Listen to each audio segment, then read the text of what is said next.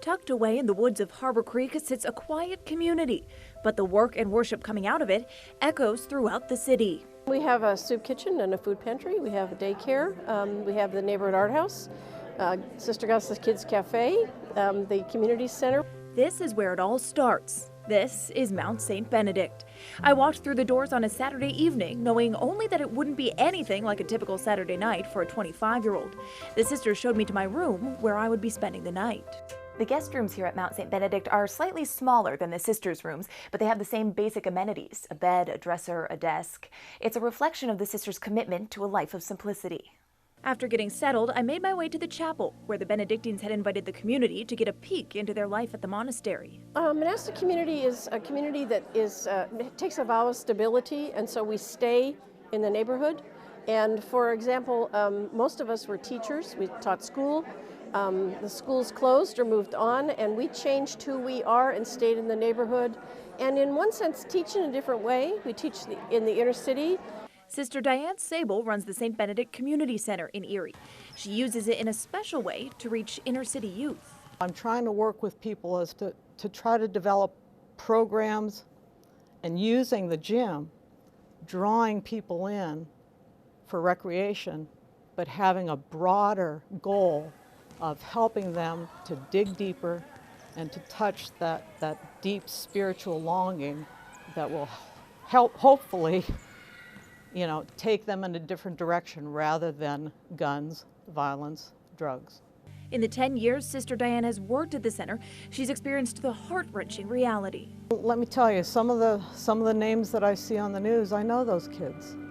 I know the ones who die. I know the ones who are going to jail. I tell them I cry a lot. I cry when I see their names and I know that they've gone away for time, to do time. I cry when I'm going to the Take Back the Site vigil and it's for one of the kids that I watched grow up and now he's gone. But I want them to know that there can be another way. There are sparks of hope. Those kids, when I see them at the mall, that's when I feel the best. When in this very public place, these teenage young men come and give me a hug. Now that means more to me than anything, because they know that I care and they know I will be there for them if they need anything. But I couldn't do this. I couldn't go back there every day. I couldn't read the newspaper if I didn't have this community. If I didn't have the sisters' support emotionally, if I didn't have the sisters' support through prayer. That prayer life is a driving force behind the Benedictines. Every day, the Benedictine sisters gather as early as 6:30 a.m. for morning prayer. It's one of several prayers throughout the day known as the Liturgy of the Hours. So it's kind of fascinating to think that with all the different time zones throughout the globe, Catholic sisters are praying for the world at every hour of every day. There's a power in praying with a group of people, and you feel a difference, and actually we make a commitment to do that, and we make a commitment to do that for everyone in the world. Women aren't taking vows at the same age or rate as they used to. Only 4 new women have joined the Benedictine community in the past 4 years, all in their 50s. I had a late-night conversation with a postulate, the first step in becoming a nun, about what led to her decision to embrace the seemingly radical lifestyle. I always had this feeling I was looking for something. I didn't quite know what it was. And then when I embraced my faith again when I was in my 30s, I seemed to get a direction that I didn't have before.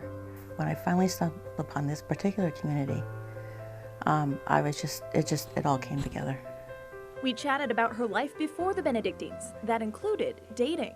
For a couple decades, I dated, had boyfriends, I had relationships and that, but I never really saw myself as being married. She discovered a new love at the monastery. I can't believe how so much has changed in this short period with respect to music being a part of my life.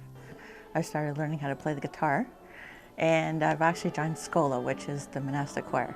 This whole new world's been open to me. Whether offering gifts of song and prayer or working for peace through ministries in the city, the Benedictines say there's one key to achieving their mission. We're ordinary people, but what makes it different is we're walking together. And when a group of people does things together, then you can really make a difference